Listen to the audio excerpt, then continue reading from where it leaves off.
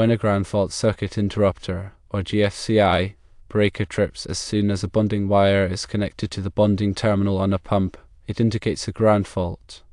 This is not normal, as bonding is intended to provide a safe path for fault current. Here are several potential problems to consider. Firstly, inspect the pump motor, wiring, and any connected equipment for ground faults. Use a multimeter to check for any leakage current to ground. Set the multimeter to measure alternating current or AC voltage. Disconnect the pump motor from the power supply. Connect one lead of the multimeter to a known good ground, such as a metal water pipe or the grounding conductor in the electrical panel. Touch the other lead of the multimeter to the metal case of the pump motor. If you measure any voltage, it indicates a leakage current to ground. Also check the motor windings. Disconnect the motor windings from the power supply. Set the multimeter to measure resistance in ohms. Connect one lead of the multimeter to a motor winding terminal. Touch the other lead of the multimeter to the metal case of the pump motor. A low resistance reading indicates a ground fault in the motor windings. Secondly, verify that the bonding wire is properly sized and connected. Ensure that the connection to the bonding terminal is secure and free of corrosion. Check that the grounding system for the electrical service is adequate. The size of the bonding wire is determined by the size of the circuit conductors supplying the pump motor. Refer to the National Electrical Code, or NEC, Table 250.102 CON to determine the correct size. The bonding wire must be made of copper or other corrosion-resistant material. The connection to the bonding terminal must be made with a listed connector. Ensure that the grounding system for the electrical service is adequate. This includes checking the grounding electrode conductor, the grounding electrodes, and the connections to the electrical panel. Thirdly, test the GFCI breaker by simulating a ground fault. If the breaker does not trip, it may be faulty and require replacement. To test the GFCI breaker, use the test button on the breaker itself. Press the test button. The breaker should trip immediately. If the breaker does not trip, it is faulty and needs replacement. You can also use a GFCI tester, which plugs into an outlet and simulates a ground fault. If the GFCI breaker does not trip when the tester is activated, replace the breaker. Fourthly, measure the current draw on the pump motor circuit with the bonding wire connected. Determine if the circuit is overloaded, which could cause voltage drop and lead to GFCI trips.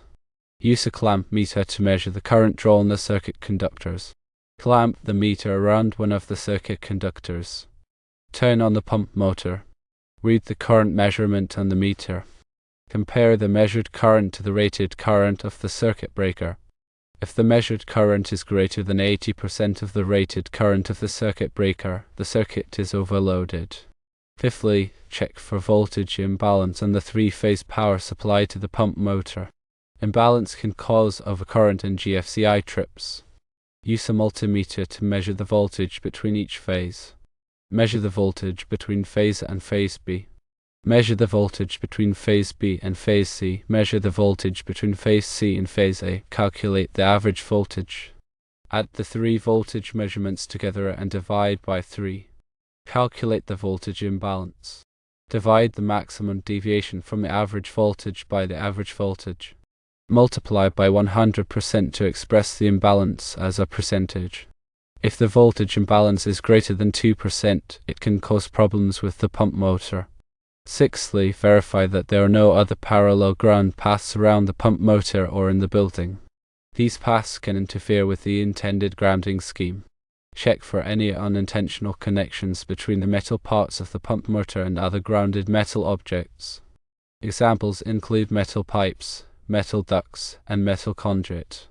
Remove any unintentional connections to eliminate parallel ground paths. Seventhly, if the pump motor is submerged in water, consider the possibility of ground faults due to underwater leaks or corrosion. Inspect the pump motor for any signs of leaks or corrosion. If there are leaks or corrosion, repair or replace the pump motor. As advice for the homeowner, explain the importance of properly bonding all metal fixtures for electrical safety. Bonding provides a low impedance path for fault current to return to the source, which helps to trip the circuit breaker quickly and prevent electrical shock hazards.